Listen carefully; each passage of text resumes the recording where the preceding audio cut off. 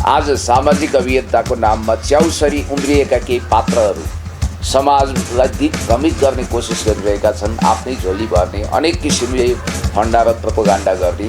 म हिजो पनि सामाजिक अभियन्ता भनेर कहिल्यै छाती ठोकिनँ, आज पनि ठोक्दिनँ र भोलि पनि त्यो दाबी गर्दिनँ। त्यो अधिकांश जो तपाईँले सामाजिक अभियन्ताको कभरमा आएका मान्छेप्रति सङ्केत गर्नुभयो, तिनीहरू कोही फर्स्टेड मण्डलीहरू हुन्, कोही व्यवस्था विरोधी देशी विदेशी प्रतिक्रियावादी षड्यन्त्रकारी शक्ति केन्द्रले परिचालन गरेका मान्छे होलान्, कोही इनोसेन्ट राजनीति नबुझ्ने व्यवहारिक जीवनका पनि घिउलाटाहरू होलान्। रुसमा जब कम्युनिजमको उदय भयो त्यसपछि 1917 देखि 25सम्म यति ठुलो बवण्डरको लेनिनकै हत्या गर्न समेत अराजकतावादीहरू त्यहाँका षड्यन्त्रकारीहरू सफल भए।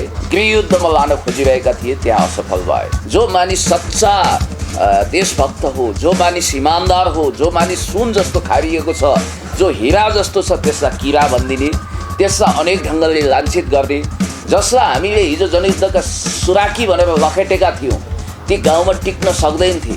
जो मानिसहरू साँच्चै मण्डलेर भिजिलान्ते थिए, ती आफै आज अरूलाई भिजिलान्ते भन्ने पोजिसनमा आएछन्। यो चाहिँ बहुत दुःखको कुरा हो। यो माकुरी जाल निकै छिटो समाप्त हुन्छ। चुनावमा आफ्नो हिस्सेदारी देखाऊ, आफूलाई साबित गर। चुनावको अग्नि परीक्षामा होमेर केवल वडा सदस्य कतै जित्यौ भने हामी तिमीहरूलाई क्या बात भनौँला अनि डिबेट गरौँला। नमस्ते दर्शकबिन, तपाईँहरूलाई स्वागत छ। आज हामीसँग हुनुहुन्छ पुण्य गौतम, सामाजिक अभियन्ता, र आज हामी उहाँसँग समसामयिक विषयमा कुरा गर्नेछौँ। तपाईँलाई स्वागत छ।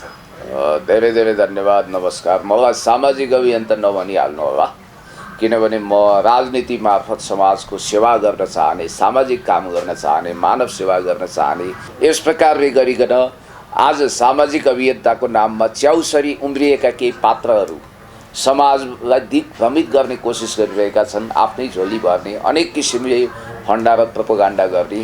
यो ढङ्गको मान वा नमान मैतिर मेहमान टाइपका सामाजिक अभियन्ताको कारण म हिजो पनि सामाजिक अभियन्ता भनेर कहिल्यै छाती ठोकिनँ, आज पनि ठोक्दिनँ र भोलि पनि त्यो दाबी गर्दिनँ। त्यसकारण मलाई एउटा साधारण मान्छे पुण्यदायी भन्दा काफी हुन्छ। अहिले युट्युबतिर, फेसबुकतिर, सामाजिक सञ्जालतिर पुरै छाइराख्नु भएको छ। कस्तो हुन्छ, तपाईँ कस्तो हुन्छ? आइराख्दा छाइराखेको पनि होला। खास गरी टिकटकमा जताततै देखिन्छ। त्यसमा मैले सामान्य रूपमा लिन्छु। यो एउटा समयको खेल हो। लाइभ लुधियानाको एउटा गजलको शेर छ, हिजो त्यो ठाउँमा कोही थियो, आज तिमी छौ र भोलि कोही हुनेछ। त्यसकारण टाइमका बात, समयको खेल। लुधियानाको त्यो शेरसँग म सोरेयाना सहमत छु। अब अहिले हेर्ने हो भने सम्पूर्ण सामाजिक अभियन्ताहरूले यो राष्ट्रको सरकारको होइन विरोध गरिरहेछ। निकम्मा सरकार, काम गरेन, होइन असफल सरकार भनिरहेछ। एकजना तपाईँ मात्रै यस्तो हुनुहुन्छ जसले चाहिँ यो सरकारको खुलेर समर्थन गरिराख्नु भएको छ, होइन? किन यस्तो भयो होला? म राजनीतिक मान्छे हुँ। राजनीतिक मान्छे हुनुको नाताले मैले जहिले पनि पोलिटिकल कुरा गर्छु। अधिकांश जो तपाईँले सामाजिक अभियन्ताको कभरमा आएका मान्छेप्रति सङ्केत गर्नुभयो, तिनीहरू कोही फर्स्टेड मण्डलीहरू हुन्, कोही व्यवस्था विरोधी देशी विदेशी प्रतिक्रियावादी षड्यन्त्रकारी शक्ति केन्द्रले परिचालन गरेका मान्छे होलान्, कोही इनोसेन्ट राजनीति नबुझ्ने व्यवहारिक जीवनका पनि घिउलाटाहरू होलान्, कोही अवसर नपाएकोले कुण्ठित भएका मान्छे होलान्। हामी जस्ता केही मानिस छौँ र त लोकतान्त्रिक गणतन्त्र संस्थागत हुने क्रममा छ। र एउटा कुरो म तपाईँलाई भन्न चाहन्छु, पहरोमा कोइनो ठोक्काउन जाने हर कुनै मूर्खको कोइनो चकनाचुर हुन्छ। र एउटा कुरा ख्याल गर्नुहोला, यो जहिले पनि सङ्क्रमण काल अन्त्य भएर जब सिस्टम ढलान हुन्छ त्यतिखेर यस खालका खिच्चातानी देखिन्छ। जस्तो कि तपाईँलाई थाहा छ, अब रुसमा जब कम्युनिजमको उदय भयो त्यसपछि 1917 देखि 25सम्म यति ठुलो बवण्डरको लेनिनकै हत्या गर्न समेत अराजकतावादीहरू त्यहाँका षड्यन्त्रकारीहरू सफल भए। गृहयुद्धमा लान खोजिरहेका थिए, त्यहाँ असफल भए। त्यसै गरी भन्ने हो भने चीनमा पनि त्यस खालको अराजकताले फडा उठाउने कोसिस गर्यो। र आज चाहिँ एउटा भ्रमको यो मायाजाल के चलिरहेको छ भने, जो मानिस सच्चा देशभक्त हो, जो मानिस इमान्दार हो, जो मानिस सुन जस्तो खारिएको छ, जो हिरा जस्तो छ, त्यसलाई किरा भनिदिने, त्यसलाई अनेक ढङ्गले लान्छित गर्ने, जसलाई हामीले हिजो जनयुद्धका सुराकी भनेर लखेटेका थियौँ, ती गाउँमा टिक्न सक्दैनथे। जो मानिसहरू साँच्चै मण्डलेर भिजिलान्ते थिए, ती आफै आज अरूलाई भिजिलान्ते भन्ने पोजिसनमा आएछन्। यो चाहिँ बहुत दुःखको कुरा हो। र यो एक ढङ्गले भन्ने हो भने यो माकुरी जाल निकै छिटो समाप्त हुन्छ। तपाईँको नजरमा के अहिलेको सरकार सफल सरकार हो त? यो सरकारले जब 374 किलोमिटर भूगोल समेटिएको महान नक्सा कालापानी लिपियाद्वारा समेटिएको यो नक्सा जारी गर्यो, त्यसपछि भारतीय दूतावासको पेरोलमा रहेका देशी विदेशीहरूले छोडेका छौडा जस्ता युरो डलर भारूमा आफ्नो आत्मा बिगाइसकेका, देशलाई रुवान्डा बनाउन चाहने हुटो र तुर्सी जुदाए जस्तै नेपाललाई अनन्त द्वन्द्वको भड्कालोमा जाग्न चाहने तत्त्वहरू बौलाएर एकदमै घाइते सर्प जस्तो भएर, घाइते गोमन जस्तो भएर सिस्टममा डस्न लागेका छन्। म उनीहरूलाई चेतावनी दिन चाहन्छु, 2/3 वा बहुमतको सामान्य बहुमतको कुरा छोड्नुहोस्, 2-4 सिटको कुरा छोड्नुहोस्, यी अराजकतावादी तत्त्वहरू अहिले चैते दसैँमा रमाइरहेका छन्। वास्तविक दसैँमा यिनीहरू कहिल्यै रमाउन सक्दैनन्। बडा दसैँमा बडा दसैँ रूपी चुनावमा आफ्नो हिस्सेदारी देखाऊ, आफूलाई साबित गर, चुनावको अग्नि परीक्षामा होमेर केवल वडा सदस्य कतै जित्यौ भने हामी तिमीहरूलाई क्या बात भनौँला अनि डिबेट गरौँला। ठिक छ, 2/3 जितेको सरकार हो होइन, तर यो सरकारले के देशको हाम्रो मुलुकको होइन विकासतिर लगिरहेको छ? मुलुकलाई लगाएको छ नि, यसले गर्नुपर्ने कुराहरू विकासहरू गरिरहेको छ हो। आशातीत काम अझ तीव्र गतिमा होस् भन्ने जनचाहना छ। सरकारको प्रतिबद्धता र बाचा छिटोभन्दा छिटो फुलफिल होस् भन्ने जनताको चाहना छ। तपाईँलाई थाहै छ, विदेशी शक्ति केन्द्रहरू यहाँ सल्लाइरहेका छन्।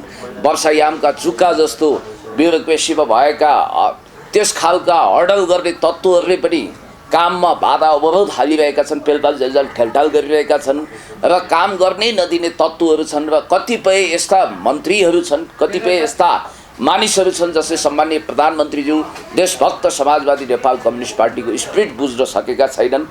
त्यसकारण काम कुरो जब एकातिर हुन्छ कुम्लो बोकी उनीहरू ठिमीतिर गएको जस्तो पनि देखिन्छ। तैपनि धेरै कुराहरू जस्तो कि विकास निर्माणका कुरा, अन्तर्राष्ट्रिय सम्बन्धका कुराहरू, अहिले राष्ट्रियताको सवालमा गर्नुपर्ने कामहरू गरिएको छ। र नेकपा एक ढङ्गले भन्ने हो भने यो जुन खालको षड्यन्त्र छ, षड्यन्त्रभित्र चक्रव्यूहभित्रको अभिमन्यु बनाउने कोसिस भइरहेको छ, त्यसलाई तोडेर अवश्य पनि अगाडि बढ्छ। जस्तै 3 वर्ष नै हुन आँटिसक्यो होइन यो सरकारले काम गर्नु थालेको, तर पनि अहिलेसम्म के चाहिँ विकास भयो जस्तो? 30 वर्ष त होइन नि, उल्लेखनीय विकास चाहिँ के गर्यो? 30 वर्ष त भएको होइन नि त, 10 वर्ष होइन। पश्चिम भनेको थियो होइन, 3 वर्ष भनेको नेपालको लागि एकदमै लामो होइन। थर्ड वर्ल्ड कन्ट्रीमा 3 वर्ष भनेको यो एउटा पार्टीले रुल गर्नु त लामै हो। यहाँ चाहिँ के छ भने 7-7 महिना, 9-9 महिना, 3-3 महिनामा सरकार फेरिने हुनाले मान्छे आदत से मजबुर किन यति इस्टाब्लिस भयो? तपाईँलाई थाहा छ 7 सालपछि सबैभन्दा बढी टिकेको गभर्मेन्ट भनेको 3 वर्षसम्म गिर्जाबाबुको एउटा सरकार 48 देखि 51सम्म टिक्यो। अहिले यो 3 वर्ष कट्ने भयो भनेर अफरातफरी असिन पसिन भएको छ। यो स्थापित भएको सरकार अथवा देशभक्त समाजवादी नेपाल कम्युनिस्ट पार्टीको जरो किलो उखल्ने जुन ढङ्गको एउटा गलत कसम खाएर अगाडि बढिरहेका तत्त्वहरू छन्, तिनीहरूलाई चाहिँ अहिले दिनको भोक न रातको निन्द्रा भइरहेको छ। तिनीहरूको निद हराम भएको हो। जस्तै कुलमान घिसिङ आउने बित्तिकै केही समय, एकदम छोटो समयमा नै उसले लोड सेडिङ चाहिँ अन्त गर्न सकेको थियो। यो तपाईँको महामहिम सरकारले पनि, हाम्रो सरकार तपाईँको मात्रै भन्दा हाम्रो सरकारले पनि गर्न चाहेको भए धेरै कुराहरू, उल्लेखनीय कुराहरू गर्न सक्थ्यो होइन। त्यस्तो चाहिँ के चाहिँ गरेको पाउनुहुन्छ तपाईँ? मान्नुहोस्, म प्रधानमन्त्री हुँ, तपाईँ सचिव, मुख्य सचिव अथवा कार्यकारी निर्देशक हुनुहुन्छ। मेरो कार्यकालमा तपाईँ कुनै विभाग प्रमुख भएर, कुनै ठाउँको मुखिया भएर गरेको कामको क्रेडिट भनेको त्यसको जस वा अपजस मलाई आउँछ नि त। त्यसकारण कुलमान घिसिङज्यूलाई नियुक्त गर्ने कुन सरकार? यही नेपाल कम्युनिस्ट पार्टी जे होस्। माओवादी भने आज कहाँ छ त? नेपाल कम्युनिस्ट पार्टीभित्र छ नि त। कुलमानजीलाई 4 वर्षसम्म ढुक्कैसँग काम गर्ने अवसर दिने सरकार पनि त यही सरकार हो। सरकारले चाहेको भए बिचमा हाप्न सक्थ्यो, बिचमा रिटायरमेन्ट दिन सक्थ्यो। त्यस कारणले गर्दाखेरि हो एउटा कुरा चाहिँ के भने कुलमान घिसिङज्यूलाई नेपाल विद्युत प्राधिकरणको पुनः कार्यकारी निर्देशक बनाउनुपर्छ भन्ने कुरोमा हामी दृढतापूर्वक उभिएका छौँ। एकचोटि चान्स दिनैपर्छ भनेर मैले पनि सडक आन्दोलन गर्दाखेरि, अभियान छेड्दाखेरि हड्डी पसल्ली हुने गरी कुटाइ खाएँ। घोडाको नटबल्टो झन्डै खुस्कियो, धेरै यातना भोगियो, हिरासतको यात्रा पनि गरियो, त्यो बेग्लै कुरा हो। तर एउटा कुरा म तपाईँलाई भन्न चाहन्छु, कुलमानजीलाई योभन्दा उपयुक्त गतिलो अवसरमा पनि सरकारले चान्स दिन सक्छ। त्यस कारणले गर्दाखेरि कुलमानजीको बारेमा नेपाल कम्युनिस्ट पार्टी कन्सियस छ। हिजो मुकेश काफले जो नेपाललाई 18 घण्टा लोड सेडिङको समुद्रमा डुबाउने एउटा खलनायकको भूमिकामा देखिएका थिए। आज उनी नेपाली काङ्ग्रेसको एउटा विभागमा मण्डित भएका छन्। त्यसकारणले गर्दाखेरि नेकपाले गरेको काम खाली अब्जसिया भनेर यो जुन ढङ्गले दोष लगाइरहेका छन्, यो सडकमा उत्रिने मण्डलीहरू चाहन्छन्, सडकमा उत्रिने त्यस खालका विदेशी शक्तिले छोडेका ती छौडा टाइपका अरिङ्गाल टाइपका तत्त्व के चाहन्छन् भने देशमा एउटा भयावह स्थिति पैदा गर्नको लागि कुलमानजीलाई यो सरकारले प्रसङ्गमा मैले जोड्न चाहे तपाईँलाई होइन, यो हाम्रो अहिलेको केपी ओली सरकारले गरेको उल्लेखनीय विकासशील कामहरू होइन, नेपालको लागि गरेको, राष्ट्रको लागि गरेको एकदम राम्रो काम चाहिँ के छ त? तपाईँले अघि चित्र नक्साको कुरा गर्नुभयो होइन, नक्सा मात्रै आएको छ, जमिन आएको छैन, त्यसलाई छोडेर अरू भन्नुहोस् न। एउटा छोराले आफ्नो बाउलाई सोधेछ, तपाईँले आफ्नो जीवनमा सबैभन्दा महत्त्वपूर्ण काम के गर्नुभयो भन्दा पिताले जवाब दिएछन्, तँलाई जन्माउने काम नै मेरो जीवनको सबभन्दा महत्त्वपूर्ण काम थियो। त्योभन्दा ठुलो जवाब केही हुनसक्छ? मैले तँलाई जन्म नदिएको भए, तेरो आमाले तँलाई गर्भदान नगरेको र मैले तँलाई जीवनदान गर्ने कुरा नसोचेको भए त आज यो पृथ्वीमा अस्तित्ववान हुँदैन थिइस् भने जस्तै सबैभन्दा महत्त्वपूर्ण काम यो देशको गुमेको जमिनलाई नेपालको लाल पूर्जा अर्थात् नेपालको नक्साभित्र समेटिएको छ, निशाना छाप पास भएको छ। यो तपाईँलाई एउटा कुरा भन्छु, इतिहासमा हजारौँ लाखौँ वर्षसम्म गर्व गर्न लायक एउटा काम भयो। योभन्दा कतिको काम के हुन सक्छ? जमिन आएको छैन भन्छ होइन, जमिन आएपछि मात्रै गयो त जमिन जाओस् भन्ने चाहनी हो त। लाल पूर्जा अर्थात् नक्सामा समेटिसक्यो, निशाना छापमा आइसक्यो। अब योभन्दा बाहेक चाहिँ के छ त? योभन्दा बाहेक के छ? योभन्दा बाहिर तपाईँलाई थाहा छ, लकडाउन कोरोनाको कारण विश्वकै अर्थतन्त्र तबाह भएको कुरो Joseph Stiglitz $3 trillion war the price of inequality लेख्ने अर्थशास्त्रीले नै दाबी गरेका छन्। त्यस कारणले गर्दाखेरि अहिले संसारभरिको इकोनोमी सम्भवतः चाइना लगायत 1-2वटा कन्ट्री बाहेक सबैको इकोनोमी डामाडोल भएको छ। अस्ति जोए बिडेनलाई ट्रम्पले सायद मुखभरिको जवाब दिनु स्वाभाविक थियो। उनले भनेका थिए यो कोरोनाको कहरको कारण अथवा यो रोग व्याधिको कारण संसारमा मान्छे नै आतंकित भएको छ, उसको पैसाभन्दा महत्त्वपूर्ण कुरा आफ्नो जीवन लागेको छ। त्यसकारण एउटा कुरो के गरेको छ भने trans Himalayan multi dimensional connectivity नेटवर्कको नेपाल हिस्सा भएको छ।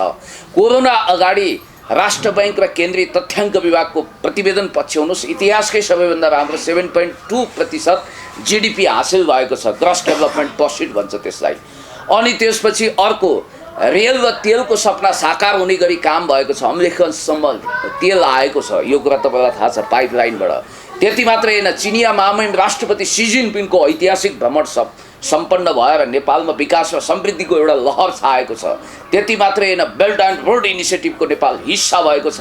BRI को नेपाल जब हिस्सा बन्छ नि, अब नेपालमा खरबौँ अरबौँको लगानी भित्रिँदैछ र भित्रिने क्रम जारी छ। यी आदि गरिएका जस्तो तपाईँलाई थाहा छ पूर्व पश्चिम मार्गहरू बाटोहरू खोलेका छन्, हाइड्रो प्रोजेक्टमा विकास भएको छ र यही लोड सेडिङ मुक्त नेपालको घोषणा पनि यही नेपाल कम्युनिस्ट पार्टीले गरेको हो। त्यसकारण यी यावत कामको जस नेकपालाई जान्छ। यो त अलिक थोरै नै काम भयो होइन, यो भन्दा देखिने अब धेरै छ यस्तो लिस्टिङ। जस्तै अघि तपाईँले कोरोनाको कुरा गर्नुभयो, यसले विश्वको अर्थतन्त्र डामाडोल भएको छ होइन, तर सजिलो समयमा त जसले पनि गर्छ, यो अप्ठ्यारो टाइममा गर्नु सक्ने, अप्ठ्यारो समयमा गर्नु सक्ने नै सक्सेसफुल हो नि त। यसमा चाहिँ गर्नु सकेन भन्छ नि त। अचाडो धेरै छन् नि त, काममा भाँजो हाल्ने, छिर्के हान्ने, फेलफल जिल्जल ठलठाल गर्ने, काम गर्न नदिने, सामदाम दण्डभेद नीति सबै प्रयोग गरेर सरकारको सेखी झार्न खोज्ने, अनि देशलाई अस्थिरताको एउटा खेल मैदानमा फेर्न चाहने, द्वन्द्वको परेड ग्राउन्ड बनाउन चाहने, सन् 90को दशकको हुटु र तुर्सी जुदाए जस्तै यहाँ जाति जनजाति बाहुन क्षेत्रीमा लडाइँ तनाव गराएर धर्म जाति जातिको बिचमा द्वन्द्व मच्चाएर देशलाई रुवान्डा बनाउन चाहने तत्त्वहरू धेरै छन्। तैपनि मैले फेरि पनि तपाईँलाई भने जुन आशा र भरोसा तीव्र गतिमा विकास होस् भन्ने छ, त्यो चाहिँ अलिकति मिट गर्नुपर्छ, त्यसलाई अझ ऱ्यापिडली लानुपर्छ एउटा कुरा। दोस्रो चाहिँ अब उही भोल्टियरले फ्रान्सको सम्राट भनेको कुरो एकचोटि शासक वर्गहरूले सम्झिनुपर्छ। यो सरकार भनेको देशभक्तहरूले चयन गरेको सरकार हो। के सम्झिनुपर्छ भने भोल्टियरले सम्राटलाई भनेछन्, महाराज तपाईँको तबेलामा बाँधिएका 90 घोडालाई मुक्ति दिनुहोस्, यिनीहरूलाई फुकाइदिनुहोस्, 10 घोडा मात्रै उपयुक्त छन्। राजाले कुरो बुझेनन्। पछि बुझ्दा त राजाका लम्फुदास 90 जना कामचोर सल्लाहकारको काम रहन्छ भारदारहरूको, तिनीहरूलाई मुक्त गरिदिएपछि बल्ल एउटा खालको केही राम्रो सिम्टम देखियो भने जस्तै सम्माननीय प्रधानमन्त्रीज्यू नेपाल कम्युनिस्ट पार्टी देशभक्त समाजवादी यो पार्टीले परिकल्पना गरे अनुसारको काम हुन बाधा अवरोध गर्ने धेरै हर्डलहरू अब्स्ट्राकलहरूलाई हटाउनुपर्छ। अब राम्रो काममा त तारिफ गर्नुहुन्छ, ठिकै छ होइन, कुनै नराम्रो काममा पनि पुण्य गौतमले तपाईँले चाहिँ होइन सरकारको समर्थन गरेको देखिन्छ, किन होला त्यस्तो? नचाहिएको कुरा कहाँ गरेको छु, वाहियात कुरा हो। बास्कोटा काण्डमा उहाँको टेप नै सार्वजनिक भएको थियो होइन, तपाईँले त्यसलाई पनि इजिली अब उहाँलाई माफी दिनुपर्छ भन्ने कि वा त्यो चाहिँ अब कसैको क्यारिकेचर भोइस मात्रै हो भन्ने खालको कुराहरू गर्नुहुन्छ होइन। यो कुलमान घिसिङको केसमा पनि त्यस्तै खालको अभिव्यक्ति आएको थियो तपाईँको होइन। त्यस्तो केही छैन। कुलमानजीलाई नेपाल विद्युत प्राधिकरणको गोकुल बास्कोटाजीको बारेमा पनि मैले कहिले नभनेको कुरो मेरो मुखमा कोच्याउने केही तत्त्वहरू आइलागे। मैले त्यतिखेर के भनेको थिएँ भने गोकुल बास्कोटाजी आफैले भन्नुभएको छ नि, म माथि अनुसन्धान गर्नु अख्तियारले गर्नु अरू निकायले गर्नु म खुल्ला किताब जस्तो हुँ, म तयार छु भनेर उहाँले भनिसकेपछि अरू पार्टीको नेताहरूले त्यसो गरेको तपाईँ सिधै खनिदिनुहुन्छ। सुन्नुहोस्, यो नेपालमा के छ भने नि ओसो रजनीशको एउटा भनाइ यहाँ लागू भइरहेको छ, सत्यलाई सुलीमा चढाइन्छ र असत्यलाई सिंहासनमा राज गर्ने मौका दिइन्छ। भनाइको मतलब शासन सत्ता मात्रै होइन, हरेक ठाउँ सामाजिक सत्तामा पनि उपल्लो स्थानमा खराब मान्छेहरूको बोलवाला तपाईँले देख्नुहुन्छ नि। त्यति मात्रै होइन, जब सत्यको मुख थुनिन्छ नि असत्यको थुतुनु खुब खोल्छ क्या। यस्तो बेला हो, यो कलीको जगजगी भएको बेला भन्दा पनि फरक पर्दैन। म आध्यात्मवादी त होइन। तपाईँलाई एउटा कुरा भनौँ, मैले डिफेन्स गरेको होइन। मलाई एकजना महानुभावले के भन्नुभयो भने श्रमजीवी पत्रकारको हकमा, उहाँको तित्राको मुख भैरी जस्तो हो, उहाँले श्रमजीवी पत्रकारको हकमा गरेका कामहरू अनि त्यसपछि त्यहाँभित्र जस्तो टेलिकमभित्र सञ्चार मन्त्रालयभित्रको माफियागिरीको सिन्डिकेट तोड्ने काममा उहाँले गरेका कामहरू बहुत राम्रा छन् भन्नुभयो। र आर्थिक हिसाबले पनि पहिला मान्छेको जीवन हेर्नुपर्छ क्या। जस्तो पुण्य गौतम होस् अथवा अरू होस्, हेर्ने विधि के हो भने हिजो कुन इकोनोमिक धरातलमा थियो, आज कुनमा छ। हामी बरु खिँदै गएका छौँ, ऋणमा डुब्दै गएका छौँ। गाउँका धनाढ्य वर्गका हुनी खानी लेभलका मान्छेहरू आज हाम्रो आर्थिक हालत पतला हुँदै गएको छ। तर केही मान्छेहरू बाँदर लड्ने नाक ठोकिने भिडबाट सामाजिक अभियन्ता भन्दै आए। हिजो 3 ठाउँ 4 ठाउँमा स्टार्ट बन्द हुने खटरो बाइक, त्यस्तो बाइकमा रुँदै कराउँदै हिँडेका मान्छेहरू, साइकल घिसार्नु पर्ने चप्पलेहरू आज महलै भएका छन् र शौखिन जिन्दगी बाँचिरहेका छन्। तिनीले भ्रष्टाचार विरोधी पाडे पुराण लगाएर हामी हैरान परेशान छौँ। तिनका कर्कश हुने सबैले चढे। त्यो त एउटा कुरा के भने जो मानिसहरू एक ढङ्गले वर्ग रूपान्तरण भए तीप्रति हाम्रो असीम घृणा छ, त्यसमा कुनै सन्देह शङ्का नै पाल्नु परेन। म त साँच्चै भन्नुहुन्छ भने उरुग्वेको राष्ट्रपति जोसेफ मुजिका जसले 100% तलब भत्ता गरिबलाई दान गर्नुभएको छ, त्यस्तो पक्षमा छु। मैले भन्न खोजेको कुरा के भने जस्तो गोकुलजीकै सन्दर्भमा भन्ने भने फ्याक्ट चेक गरौँ के। उहाँ काभ्रेको देउपुरमा जन्मिनु हो, मेरो मावली पनि देउपुर हो।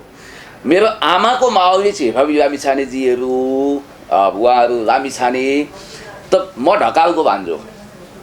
अनि त्यसपछि देउपुरमा गएर बुझ्नुभयो भने अहिले जग्गाको भाउ राम्रै बढेर गोकुलजीले अलिअलि बेचबिखन गर्दा पनि काठमाडौँमा कति टाढा छ र एउटा राम्रो ठिकै खालको 1-2 तल्लाको घर बनाउनुहुन्छ। उहाँको कुनै विशाल महल पनि छैन, तित्राको मुखै बहिरी भने जस्तो अलिक कडा कडा भोइस बोल्नुहुन्छ। र यो 70 करोडवाला कुराको पनि सन्दर्भ के हो भने एकजनाले भन्नुभयो गोकुलजी बहुत अभागी हुनुहुँदो रहेछ। योभन्दा अघिको सञ्चार मन्त्रीले, योभन्दा अगाडिका सञ्चार मन्त्री कतिपय नेपाली काङ्ग्रेसबाट इलेक्टेड अथवा कतिपय यतैबाट भएकाहरूले पनि अरबभन्दा बढी कमाए। गोकुलजीले पैसा कमाउन लाग्नु भएन, तर उहाँ अभागी हुनुहुँदो रहेछ। अनि युवराज खतिवडाजीको पनि सन्दर्भमा के भन्थे भने नेपालका ठुला ठुला घरानाहरू, कर छलुवाहरू, ढटुवाहरू, राज्यलाई ठग्नेहरूलाई करापझ्याप गर्ने, तह लगाउने कुरोमा उहाँले ठुलो भूमिका निर्वाह गर्नुभयो। पैसा कमाउनु भएन युवराज खतिवडाले। अब के गोठालालाई पठाउने त अमेरिकाको लागि राजदूत, अलिक कम पढेकोलाई पठायो भने ल हेर बिए फेललाई पठायो भनेर हाहाकार गर्ने। अनि एउटा पिएचडी लेभलको, म त भन्छु उहाँलाई मन्त्रीभन्दा बढी यो पदमा सुटेबल हुन्छ। उहाँले अन्तर्राष्ट्रिय मुद्रा कोष बुझ्नु भएको छ, संयुक्त राष्ट्रसङ्घ बुझ्नु भएको छ, फरेन पोलिसी राम्रोसँग बुझ्नु भएको छ, इन्टरनेसनल मोनिटरी फन्डको पोलिसीहरू बुझ्नु भएको छ। त्यस कारणले गर्दाखेरि हामी चाहिँ अचकल्टो कुरा गर्छौँ के। जो मानिस ठिकै छ त्यसलाई आलोचना गरेर टिक्न खान दिँदैनौँ, त्यसको शिकार म पनि भएको छु। जो मान्छे गलत भए पनि लाइपाते बेसारे चिप्लो वाहियात कुरा गरेर बाहिर लोकाचार भित्र मानाचारको नीति अप्नाउँछ, त्यो मान्छे चाहिँ हाई भएको छ। तर त्यो धेरै दिन टिक्दैन, त्यो बेलुन जस्तो प्याट्ट फुट्छ। म त अलोकप्रिय सत्यको प्रवक्ता बन्नुपर्छ भन्ने पक्षको मान्छे हुँ। म त्यो अर्थमा अलिकति सुकरातवादी हुँ। लोकप्रिय झुटको पछाडि तपाईँ हामी हिँड्नु हुँदैन। अब यो कुराहरू भनिराख्नु हुँदाखेरि पनि होइन, भर्खरै पनि बाबुराम भट्टराईले 9 अर्ब भ्रष्टाचार भएको कुरा पनि खोल्छु भनिराख्नु भएको छ प्रमाणसहित होइन। त्यस्तै दुनियाँ कुराहरू भ्रष्टाचारको कुराहरू बाहिर आइराख्दा पनि तपाईँ यो सरकारलाई समर्थनै गरिरहनु। बाबुरामजीको हिस्सामा चाहिँ कति अरब पर्छ त्यो पनि त भन्नु पर्यो नि त। बाबुरामकोमा त पर्यो, उहाँले धेरै पानीमाथिको ओभानो बन्ने कोसिस गर्नु हुँदैन। बाबुरामजी कुनै एलियन होइन, मङ्गल ग्रहबाट आएको होइन, अर्को लोकबाट कुनै यान चढेर आएको होइन। बाछिटा उहाँको जिउमा पनि आएको छ। राष्ट्रियताको सवालमा बाबुरामजीका गलत अडानहरूको कारण देशलाई ठुलो क्षति पुगेको र हामीले ड्यामेज कन्ट्रोल गर्ने कोसिस गरेको हो। र उहाँ मूलधारबाट भड्किएर कुनै अतिरिक्त आत्मा जस्तो कतै गएर छटपटाइरहनु भएको छ। कहिले नेपाली काङ्ग्रेसको आड लिनुहुन्छ, कहिले कता कुन छोरमा पुग्नुहुन्छ, लकिरको फकिर बन्नुहुन्छ। एउटा राम्रो पढन्ते विद्यार्थी, पढन्ते शोधार्थीको ठुलो प्रतिभा क्षति भएको छ। त्यस कारणले गर्दाखेरि डाक्टर बाबुराम भट्टराई एउटा आर्किटेक्चरल इन्जिनियर भएर देशलाई महान योगदान गर्न सक्नुहुन्थ्यो। राजनीतिमा आएर उहाँ right man in wrong place टाइपले आफूलाई खेर फ्याँक्नु हो। त्यस कारणले गर्दाखेरि बाबुरामजीको यो कुण्ठा जो आएको छ, ठिक छ, उहाँले यदि सप्रमाण पेश गर्नुहुन्छ भने त्यसमा मुछिएका मान्छे को छन् तिनले सजाय भोग्नु पर्ला, त्यो बेग्लै कुरा हो। उहाँकै दुलैलाई पनि, उहाँकै मिसेस हिसिला यमीजीलाई एसियाकै सबभन्दा भ्रष्ट महिला नेत्री भनेर अन्तर्राष्ट्रिय मिडियाले लेखेकै हो प्रमाणसहित। त्यसको विषयमा चाहिँ उहाँले के जवाफ दिने हो, त्यो जवाफ चाहियो। यद्यपि डाक्टर बाबुराम भट्टराईलाई म 40को दशकको बिचदेखि जान्दछु, बुझ्दछु। म 50को दशकमा 51-52 सालमा सँगै उहाँसँग मञ्च सेयर पनि गरेको। जनयुद्धको क्रममा हामी सँगै थियौँ। झुस्सा दारी पालेको, साजन सर्ट लगाएको, फ्याङ्लो झोला बोकेको, चप्पल लतार्दै हिँड्ने त्यो बाबुराम भट्टराई देख्दा धेरैको आँखामा आँसु आउँथ्यो। आज उहाँ कुन वर्गमा हुनुहुन्छ, के गर्दै हुनुहुन्छ भन्ने कुरा तपाईँलाई थाहा छ। त्यस कारणले गर्दाखेरि बाबुरामजी मासतिर फर्केर नथुक्नुहोस्, मुखभरि छिट्टा पर्छ, आङ कनाएर छारो उडाउने कोसिस नगर्नु। त्यसकारण रक्षान चलाएर छिट्टा पनि नचलाउनु, यही भन्न चाहन्छु म।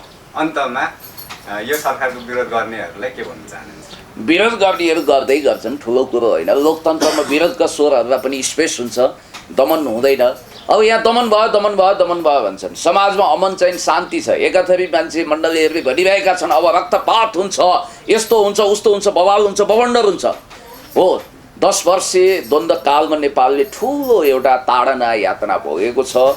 त्यसको क्षतिपूर्ति अहिले हामी लिँदैछौँ। फेरि द्वन्द्वमा जाने, देशलाई रुवान्डा बनाउने सपना कसैले देख्छ भने मेरो घाँटी खराब छ, तैपनि म चड्की जुनेल जस्तो चड्किने मलाई अनुमति दिनुहोस् एकचोटि। अब म तपाईँलाई यति कुरा भन्न चाहन्छु, चट्याङ बर्जिए जस्तो तिनीहरूमाथि बज्रिन र गर्जिन हामी तयार छौँ। यो गणतान्त्रिक उपलब्धिलाई इन्कर्पोरेट गरेर हामी समाजवादतर्फको गन्तव्य सोझ्याउँछौँ।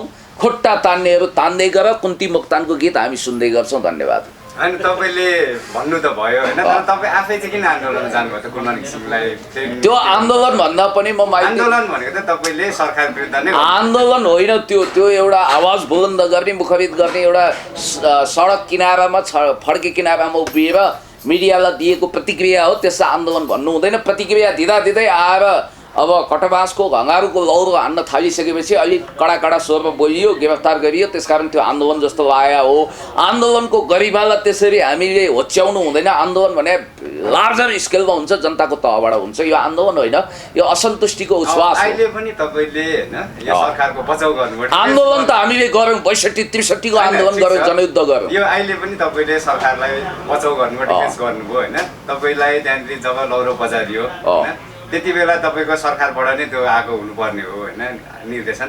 तर तपाईँले चाहिँ यो सिडिओले गरौँ भनेर भन्नु, यहाँनिर नि तपाईँ सरकारको होइन, त्यो त स्वाभाविक हो। आई एम द स्टेट भनेर घमण्ड गर्ने लुईको अर्को अवतार भनेर सिडिओ साहबले आदेश फर्माएपछि प्रहरी प्रशासनहरू पुच्छरले कुकुर हल्लाएको शैलीमा त्यहाँ अलिअलि पिटपाट गर्न आएका हुन्। त्यो दमन भनेर जनयुद्धकालीन दमन जस्तो पनि थिएन। त्यसलाई अब मैले बिर्सिसकेँ। हस्, धन्यवाद। हस्, थ्याङ्क यू सो मच।